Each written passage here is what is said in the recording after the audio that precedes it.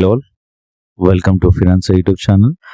So ఈ వీడియోలో term insurance ఎలా తీసుకోవాలి అనేది డిస్కస్ చేద్దాం. ఏమేమి ఉన్నాయి, ఏవేవి చూసుకోవాలనేది చాలా ఇంపార్టెంట్ అనమాట. ఏది పడితే తీసుకోలేము.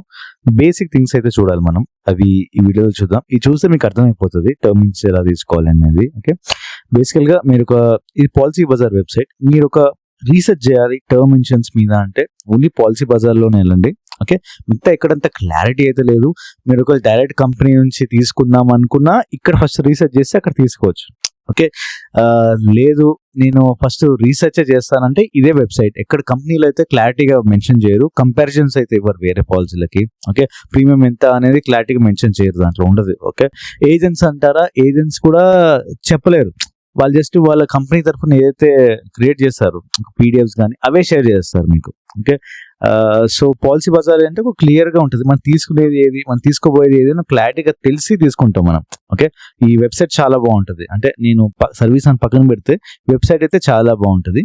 ఈ వెబ్సైట్లో ఏంటంటే ఫస్ట్ మీరు నెంబర్ ఎన్రోల్ అవ్వగానే బీభత్సమైన కాల్స్ వస్తాయి మీకు. మీరు ఒక్కసారి లాగిన్ అయ్యాక అక్కడ నో అప్డేట్స్, డోంట్ కాంటాక్ట్ అనేవి వస్తుంటాయి. అవి క్లిక్ చేయండి. మీరు కాంటాక్ట్ మీ అన్నారు అనుకోని కాల్స్ వస్తూనే ఉంటాయి, స్పామ్ కాల్స్. ఓకే, ఇప్పుడు టర్మ్ ఇన్సూరెన్స్ మీద క్లిక్ చేస్తాను. ఇది website. Okay, so term insurance వెళ్ళాక ఇట్లా వచ్చింది date of birth example. Okay, so మన నేమ్ ఇవ్వాలి, డేట్ ఆఫ్ బర్త్ ఇవ్వాలి, మొబైల్ నెంబర్. ఇక్కడ గెట్ అప్డేట్స్ ఆన్ వాట్సాప్ నేను ఆఫ్ చేస్తున్నాను. ఈ టర్మ్ ఇన్సూరెన్స్ అని మేల్ ఫీమేల్ ఎవరైనా తీసుకోవచ్చు, బట్ వాళ్ళు మెయిన్ సోల్ అన్నర్ ఉండాలి ఫ్యామిలీలో. ఓకే, మేలే తీసుకోవాలని లేదు, ఫీమేల్ కూడా తీసుకోవచ్చు. ఓకే, సో ఇది వెబ్సైట్కి వచ్చేసాం. మనం బేసిక్ అయితే ఇచ్చేసాము డీటెయిల్స్. లైక్ ఒక మేల్, ఒక 33 years పర్సన్, నాన్ స్మోకర్ కూడా ఇస్తారు, బట్ చాలా రెస్ట్రిక్షన్తో ఇస్తారు. ఒక టెస్ట్లు కూడా చేస్తారు అవసరమైతే వీళ్ళకి. ఓకే, ఇట్లా ఉంటుంది. అండ్ టొబాకో వాడదు, ఇట్లా చాలా రెస్ట్రిక్షన్స్ ఉంటాయి అన్నమాట. సో అందుకే అంటారు ఎక్కువ స్మోక్ చేయదు. స్మోక్ చేస్తే మన హెల్త్ ఇన్సూరెన్స్ లో ప్రీమియమ్స్ అనేవి ప్రైస్ ఇంక్రీజ్ అవుతుంది, టర్మ్ ఇన్సూరెన్స్ లో ప్రైస్ అని ఇంక్రీజ్ అవుతాయి. సరే, ప్రైస్ ఇంక్రీజ్ అయినా రేపు ఏమైనా క్లెయిమ్స్ విషయంలో వచ్చామనుకోండి, రిజెక్ట్ చేయడానికి చాలా అవకాశం ఉంటుంది. ఈజీగా రిజెక్ట్ చేస్తారు వాళ్ళు. ఓకే, వాళ్ళకి బేసికల్ ఇన్సూరెన్స్ అంటే ఒక ఛాన్స్ ఇవ్వకూడదు, మనమే ఛాన్స్ ఇస్తూ ఉంటాం. ఆ ఛాన్స్ ఇస్తూనే వాళ్ళకి ప్రాఫిట్స్ వస్తున్నాయి మనకి రిజెక్ట్ చేయడానికి. ఓకే, గుర్తుపెట్టుకోండి. అందుకే గుడ్ లైఫ్ స్టైల్ని అలవాటు చేసుకోండి. స్మోకింగ్ హ్యాబిట్ ఏదైతే ఉందో అది తగ్గించుకొని లేదా మానేయాలి బేసికల్ అయితే. అండ్ మనకి డ్రింకింగ్ హ్యాబిట్ కూడా ఎప్పుడో ఒకసారి, రేల్లో 6 months ఒకసారి అట్లా తీసుకుంటే మంచిది. మంత్లీ కూడా కాదు, డైలీ కూడా కాదు. ఓకే, సో అప్పుడు మనకి ఏంటంటే health insurance, term insurance problem ఉండవు మనకి ఫ్యూచర్లో. ఓకే, ఎందుకంటే ఫ్యామిలీ ఈజ్ మోర్ ఇంపార్టెంట్ కదా మనకి. ఓకే, ఇప్పుడు చూసారా ఇక్కడ లైఫ్ కవర్ 1 crore సెలెక్ట్ చేశాను నేను. చాలానే ఉంటుంది, ఇంకా ఎక్కువ కూడా సెలెక్ట్ చేసుకోవచ్చు మనకి. Cover till 60 years. ఇప్పుడు నేను ఒకవేళ 30 years or 33 అనుకోండి ఎగ్జాంపుల్. ఓకే, సో 60 years వచ్చేంత వరకు నేను పే చేస్తూనే ఉంటాను ఎవ్రీ మంత్. ఇది అగ్రిమెంట్ అనమాట. ఇది ఇక్కడ మనకి చూస్తే క్లెయిమ్ సెటిల్ రేషియో. ఓకే, ఇంతవరకు ఎన్ని క్లెయిమ్స్ సెటిల్ చేశారు, ఒక 100 మంది ఉంటే దానిలో ఎంతమందికి సెటిల్ చేశారు అనేది ఇక్కడ ఉంటుంది అనమాట. ఓకే, సో అండ్ ఇది మనం మంత్లీ కట్టొచ్చు లేదా ఇయర్లీ కూడా కట్టొచ్చు మనకి ప్రీమియం అనేది.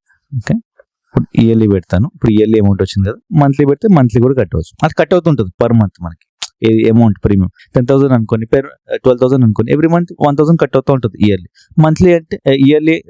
మంత్లీ అంటే అట్లా కట్ అవుతూ ఉంటుంది. ఇయర్లీ అంటే ఒకేసారి 12,000 అమౌంట్ పే చేస్తారు. ఓకే, సో ఇక్కడ క్లారిటీ వచ్చింది కదా. ఇక్కడ చూసారా, చాలా మనం ఇక్కడ ఇన్పుట్ ఇవ్వగానే మన డీటెయిల్స్ చాలా పాలసీలు వచ్చేసాయి. ఇక్కడ పాలసీలు వచ్చాక మనం ఒక ఎగ్జాంపుల్ తీసుకుందాం. ఓకే, ఇది క్లిక్ చేస్తున్నా, HDFC లైఫ్.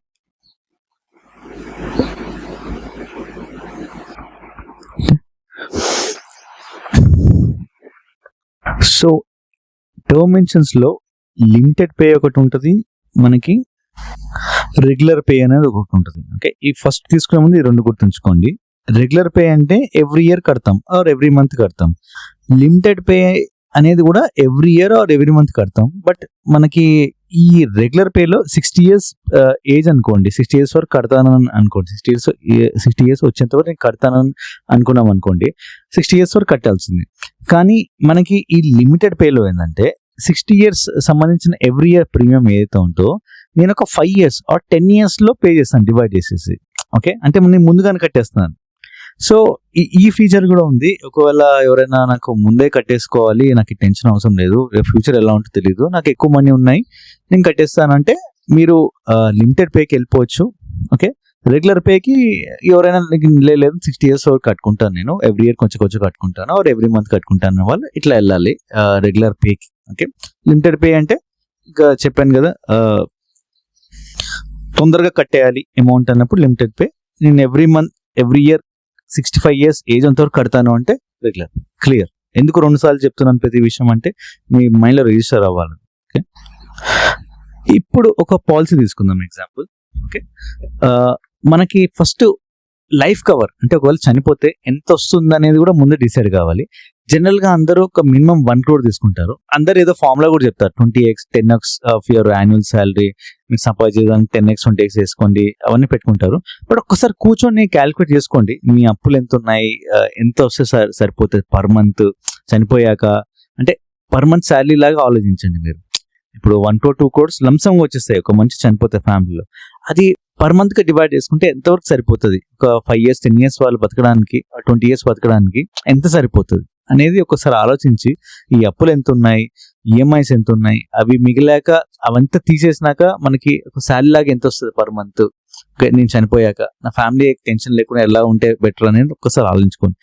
దీన్ని ఆలోచిస్తున్నామంటే ఎంత ఎక్కువ తీసుకున్నా అంత బెటర్. సింపుల్ చెప్పాలంటే ఇప్పుడు కొంతమంది 2 crores తీసుకుంటారు, కొంతమంది 3 crores తీసుకుంటారు. ఇంకా వాళ్ళ ఎర్నింగ్ క్యాబిలిటీ బట్టి లేదా వాళ్ళకున్న అప్పులు బట్టి, ఫ్యూచర్లో వాళ్ళకున్న వాళ్ళ ఫ్యామిలీ మీద ఇష్టాన్ని బట్టి అట్లా కూడా ఉంటుంది కదా. ఇప్పుడు ఎక్కడో ఒకడ ఎవ్రీ ఇయర్ మనం ఖర్చులు తగ్గించుకొని ఇక్కడ పెట్టుకుంటే సరిపోతుంది కదా, అలా కూడా చేసుకోవచ్చు. పెద్ద పెద్ద ట్రిప్స్ చేస్తూ ఉంటారు, గోవా ట్రిప్స్ కానీ ఇంకెక్కడన్నా, అక్కడ కొంచెం మనీ సేవ్ చేసి ఇక్కడ పెట్టుకుంటే ఫ్యూచర్లో సేఫ్ అవుతారు కదా మీ ఫ్యామిలీ ఇష్టం అయితే. ఓకే, సో అంత పక్కన పెడితే ఇప్పుడు ఇది ఒక HDFC లైఫ్ పాలసీ. నేను 1 crore సెలెక్ట్ చేశాను అనుకోండి. ఓకే, ఇది ఫుల్ రీఫండ్ ఆఫ్ ప్రీమియం అనేది మనం మాట్లాడుకున్నాం కదా వీడియోలో, లాస్ట్ వీడియోలో మాట్లాడుకున్నాం మనం. ఓకే, టర్మ్ ఇన్సూరెన్స్ 2 రకాలు ఉంటాయి మనకి. ఒకటేమో pure term insurance, general term insurance అంటారు. అది మనం 60 years వరకు కడతానే ఉంటాం, మనం కట్టిన అమౌంట్ మళ్ళీ రాదు మనకి. Okay, full refund of premium ఏంటంటే ఇది కూడా 60 years వరకు ఫిక్స్ అయ్యామనుకోండి. ఓకే, సో మనకు కట్టిన అమౌంట్ అంతా వస్తుంది. ఇప్పుడు ఇయర్ మనకి 1311 పర్ మంత్ కదా, ఇది ఇయర్లీ ఒక్కసారి చూద్దాం. ఈ ఇయర్లీ 14,976 అంటే 15,000 వేసుకోండి. సో ఈ 15,000 ఒక 60 years తర్వాత అయిపోయినాయి అనుకోండి. 60 years తర్వాత 60 years వరకు కడుతున్నాను, 60 years అయిపోయినాయి, ఇంకా అప్పుడు మన అమౌంట్ అనేది బ్యాక్ వచ్చేస్తుంది. ఈ 15,000 మనకి ఇంట్రెస్ట్ ఏమి ఇవ్వరు, జస్ట్ ప్యూర్ మనీ ఇచ్చేస్తారు. వాళ్ళు ట్యాక్సెస్ ఏదో కట్టుకొని ఇచ్చేస్తారు బేసికలీ. అది ఫుల్ రిఫండ్ ఆఫ్ ప్రీమియం. కొంతమంది అనుకుంటారు కదా, సో నా అమౌంట్ నాకు వచ్చేసాను వాళ్ళ అంటల కోసం. ఓకే, జనరల్గా లేదు, నేను జనరల్గా అమౌంట్ కట్టుకుంటాను అంటే pure term insurance, general term insurance కి తీసుకోవచ్చు. ఇక్కడ సెలెక్ట్ చేసుకోవాలి, మనకి ఆప్షన్స్ అనేవి ఉంటాయి బేసికలీ. మనకి ఫుల్ రిఫండ్ ఆఫ్ ప్రీమియం లేదా జనరల్ టర్మ్ ఇన్సూరెన్స్ అనేది ఆప్షన్ ఉంటుంది. కాకపోతే ఏంటంటే జనరల్ టర్మ్ ఇన్సూరెన్స్ లో ఇప్పుడు మీరు 15,000 కడుతున్నారు అనుకోండి ఎగ్జాంపుల్. ఓకే, ఈ ఫుల్ రిఫండ్ లో ఇంకా డబుల్ అవుతుంది. ఓకే, సో అట్లా ఉంటుంది అనమాట బేసికలీ పాలసీ. జనరల్ మనకి టర్మ్ ఇన్సూరెన్స్ లో ఒక 10,000 ఉంటాయి ఎగ్జాంపుల్, దీంట్లో 20,000 ఉంటుంది, డబల్ అయిపోతుంది. ప్రీమియమ్స్ అనేవి డబల్ అయిపోతాయి. నేనేమంటానంటే ఇప్పుడు 20,000 అవుతుంది కదా, మీరు return full refund of premium తీసుకుంటున్నారు, మనీ బ్యాక్ రావాలనుకోని. ఆ నార్మల్ అయితే 10,000 అవుతుంది, ఇక్కడ 20,000 అవుతుంది కదా. మిగిలిన 10,000 ఒక 10,000 మన టర్మ్ ఇన్సూరెన్స్ లో ప్యూర్ టర్మ్ ఇన్సూరెన్స్ కట్టేసేసి, అంటే ఫుల్ రిఫండ్ ఆఫ్ ప్రీమియం కట్టవద్దు, జనరల్ టర్మ్ ఇన్సూరెన్స్ లో కట్టేసి మిగతా 10,000 మ్యూచువల్ ఫండ్స్ లో కట్టుకుంటే ఇంకెక్కువ రిటర్న్స్ వస్తాయి మనకి. ఓకే, సో అలా ప్లాన్ చేసుకోవాలి మీరు. ఫుల్ రిఫండ్ ఆఫ్ ప్రీమియం అనేది అవాయిడ్ చేయండి మ్యాక్సిమం. ఇక్కడ మనం తీసేయచ్చు, ఆప్షన్ ఉంది. ఓకే, సో ఇప్పుడు చూసారంటే మీరు చనిపోగానే డెత్ బెనిఫిట్ 1 crore వస్తుంది, 60 years వరకు కట్టాల్సిందే మీకు. ఓకే, మధ్యలో డ్రాప్ చేసుకోవచ్చు, మళ్ళీ ఫ్రెష్ గా తీసుకుంటారు పాలసీ. బట్ ఏంటంటే మళ్ళీ హాస్పిటల్కి ఒకసారి వెళ్ళడం, టెస్ట్లు ఏమైనా జరుగుతాయి, అలా కూడా ఉంటాయి మనకి. అందుకే ఒకవేళ నేను మధ్యలో డ్రాప్ అయ్యాను, 2 years కట్టకుండా 2 years కట్టి 2 years తర్వాత డ్రాప్ అయ్యాను అనుకోండి, మళ్ళీ ప్రీమియం ఇంక్రీజ్ అయిపోతుంది, మళ్ళీ ఆ ప్రీమియం లాక్ అయిపోతుంది. అదే నేను ఇప్పుడు కట్టాను, ఈ ఇయర్లో కట్టాను అనుకోండి, ప్రీమియం అనేది ఇంకా 60 years వచ్చిన వరకు సేమ్ ఉంటుంది. ఈ 2 years కట్టి మానేసి మళ్ళీ ఇంకో నెక్స్ట్ ఇయర్ కట్టాను, ప్రీమియం అని ఇంక్రీజ్ అవుతుంది, మళ్ళీ అది ప్రీమియం లాక్ అవుతుంది 60 years వరకు. అట్లా ఆ బ్రేక్ అనేది పెట్టుకోకూడదు, గుర్తుపెట్టుకోండి. లైఫ్ లాంగ్ కట్టాలి అని ఫిక్స్ అయిపోండి 60 years వచ్చేంత వరకు మనకి. ఓకే, సో ఇక్కడ 1 crore తీసుకున్నాం. ఇక్కడ గుర్తుపెట్టుకుని రైడర్స్ అంటారు. ఈ edition 10 lakhs, edition get 5 lakhs ఉన్నాయి కదా, ఇవి రైడర్స్ అంటారు. ఏ టర్మ్ ఇన్సూరెన్స్ పాలసీలో ఉన్న రైడర్స్ అనేవి ఉంటాయి కామన్. ఇవి కొంచెం కొంచెం మనం సెలెక్ట్ చేసుకొని పెట్టుకుంటే కొంచెం ఎక్స్ట్రా అమౌంట్ ఉంటుంది. ఈ ఎక్స్ట్రా అమౌంట్ కట్టడం వల్ల, ఇది సెలెక్ట్ చేసుకోవడం వల్ల కొంచెం ఎక్స్ట్రా బెనిఫిట్స్ అయితే వస్తాయి మనకి. ఓకే, మనం చనిపోగానే ఆర్ ద టైం ఏమైనా అనుకుని ఈవెంట్ జరిగితే. సో 1 crore జనరల్ చనిపోగానే వస్తుంది. కానీ ఈ రైడర్ సెలెక్ట్ చేస్తాం అనుకోండి, additional 10 lakh payout on accidental death. ఒకవేళ యాక్సిడెంటల్ డెత్ అయిపోయింది అనుకోండి, యాక్సిడెంట్ వల్ల, ఓకే, 695 rupees ఎక్స్ట్రా చార్జ్ చేస్తున్నారు పర్ ఇయర్. సో దానివల్ల 1 crore 10 lakhs అనేది వస్తుంది మనకి. ఓకే, దీనిలో హెల్త్ బెనిఫిట్ అనేది కూడా ఇస్తున్నాడు, అదేదో చూద్దాం. ఇది క్లిక్ చేయగానే ఇలా వచ్చింది. టెలికన్సల్టేషన్ అంట, ప్రివెంటివ్ హెల్త్ చెకప్ అంట, ఇవి కూడా ఇస్తున్నాను. Network discount pharmacy order, network discount doctor consultation, అంటే డాక్టర్ని కూడా కన్సల్ట్ చేయొచ్చు in case required. OPD consultation ఇస్తున్నారు. ఒక health checkup, annual health checkup ఇస్తున్నారు. టెలికన్సల్టేషన్, ఆన్లైన్లో మనం డాక్టర్స్కి కన్సల్ట్ అవ్వచ్చు. ఓకే, సో ఓపీడీ కూడా ఇస్తున్నారు. ఓపీడీ అంటే అవుట్ పేషెంట్, మనం జనరల్ విజిట్ అవుతుంటాం డాక్టర్ కదా, సో దాని 50% ఆఫ్ ద ప్రీమియం వాల్యూ ఇస్తారు. ఇట్లా ఈ ఎక్స్ట్రా బెనిఫిట్ అనేవి వస్తాయండి. ఈ ఎక్స్ట్రా బెనిఫిట్ చాలా మంది తీసుకోరు, ఎందుకంటే ఇది తీసుకోవడం వల్ల ప్రీమియం అనేది ఇంక్రీజ్ అవుతుంది కాబట్టి తీసుకోరు. ఏజెంట్స్ కానీ, ఈ పాలసీ బజార్ ఇన్సూరెన్స్ అగ్రిగేటర్స్ కానీ వీళ్ళు కూడా చెప్పరు బేసికలీ. ఓకే, ఈ ప్రీమియం అనేది ఇంక్రీజ్ అవుతుంది కదా. ఇక్కడ ప్రీమియం ఇంక్రీజ్ అవుతుందా కాదండి, మనకి ఈ బెనిఫిట్స్ ఎలా ఫ్యూచర్లో హెల్ప్ అవుతాయి ఎవరికి తెలీదు, చాలా హెల్ప్ అవుతాయి మనకి. ఓకే, సో ఇవి ఇంత తక్కువ కాస్ట్ ఇచ్చినప్పుడు తీసుకోవడం బెటర్ కదా. ఓకే, మనకి 100లో ఉన్న వాటికి ఏముంది, 1000 అది లక్షల్లో ఉంటాయి అంటే కొనలేం కదా మనకి. సో నెక్స్ట్ ఇంకో రైడర్ చూద్దాం. Additional 10 lakh payout on accidental disability. అంటే మనం సడన్గా యాక్సిడెంట్ అయ్యి మనం చనిపోలేదు కాబట్టి డిజేబుల్ అయిపోయాం మనకి. ఓకే, ఒక 10 lakhs ఎక్స్ట్రా ఇస్తారు వాళ్ళు. ఓకే, డిజేబుల్ అయినందుకు. Okay, next get 5 lakh cover against 60 critical illness for 15 years.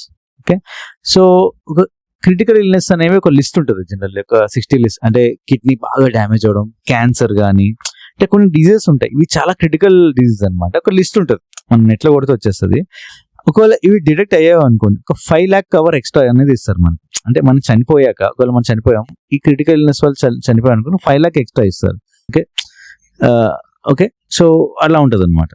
So ఇట్లా మన క్రిటికల్ ఇల్నెస్ డిటెక్ట్ అయ్యాక దీంతో పాటు చనిపోతే డబ్బులు ఇస్తారు. అలాగే డిజేబుల్ అయితే ఒక 10 lakhs పేఅవుట్ అనేది ఇస్తారు ఇమీడియట్ గా. అంటే మనం చనిపోం కాబట్టి ఒక 10 lakhs ఎక్స్ట్రా ఇస్తారు. అలాగే యాక్సిడెంటల్ డెత్ వల్ల చనిపోతే ఒక 10 lakhs, 1 crore plus 10 lakhs అని ఇస్తారు. ఇట్లా చాలా ఉంటాయి. కొన్నిసార్లు ఎట్లా అంటే కొన్ని పాలసీలు ఎలా ఇస్తారంటే, ఇప్పుడు waiver of premium on critical illness and disability.